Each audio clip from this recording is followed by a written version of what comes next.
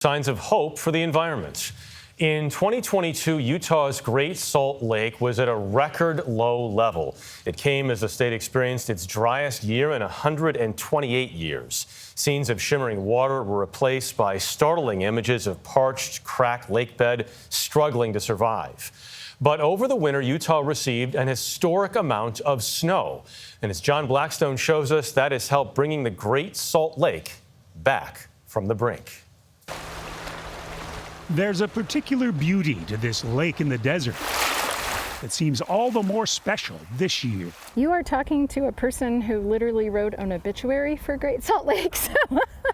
Biologist Bonnie Baxter is among the many who until recently feared the Great Salt Lake was dying. Last time I was here just a year ago, this was absolutely bone dry. Yes, dry out to there. And to look at it now. Yeah, look at the sailboats. It's like the people haven't been able to even have boats on the water.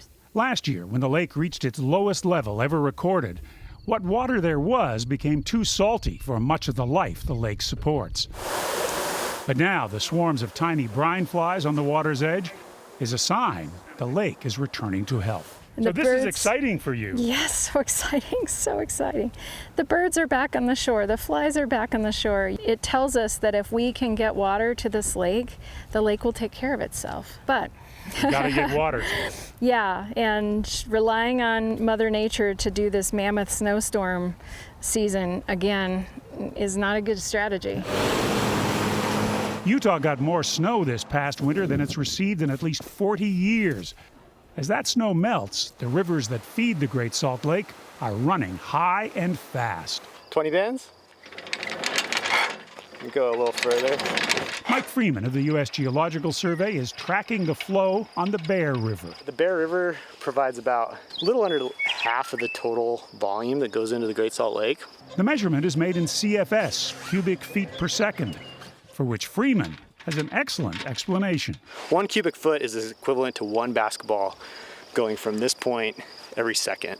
So if you think about a river, right now we have about 3,300 CFS, so 3,300 basketballs per second moving down the river. It's a bounty badly needed after a long drought, says Utah's Director of Natural Resources, Joel Ferry. It's a 20-year drought at the very tail end of the worst drought in 1,200 years. And it was dire. And then the heavens opened. The heavens opened. This last year we received over 200% precipitation statewide. As well as his government job, Ferry runs a ranch that's been in his family for 5 generations. When we were here a year ago, this was parched. Yeah, this was. Nothing would grow here if we didn't irrigate. Yeah.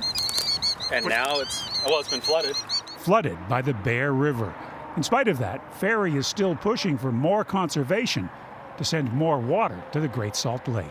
We might be out of drought today, but we're preparing for the next one. It's coming. I guarantee you that we will be in drought within the next 5 years. Last year, we saw University of Utah scientist Kevin Perry measuring arsenic and other heavy metals in the dust of the dry lake bed, which is the source for dust storms that threaten the health of millions in the Salt Lake City region. You can see this wall of dust, and it reduces the visibility, and people are very concerned about what might be in the dust that they're breathing. The risk of dust storms has not gone away, even with this year's water level rise of about 5 feet. Much of the lake bed remains dry. We need to gain 11 feet for it to be stable. We would be in water here now. Oh yes, yeah, we would be in water. So it's not mission accomplished, hang our hat, we're done. It's go to work, really all hands on deck to continue to save that lake. It's a lake that is still challenged, but from brine flies to boaters, is slowly returning to life. For CBS Saturday Morning, John Blackstone, Great Salt Lake.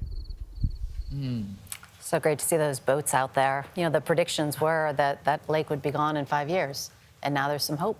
Well, you heard her say, one of the women say in the piece, she said, I wrote the obituary for this Yep. lake. Yeah. Now I'm saying it's back. The thing that said Coming. it all for me was the thunder and lightning Yeah, right. background. Right on cue. Right on cue. I look beautiful, It right? did. Clouds and the coming down. Sure did.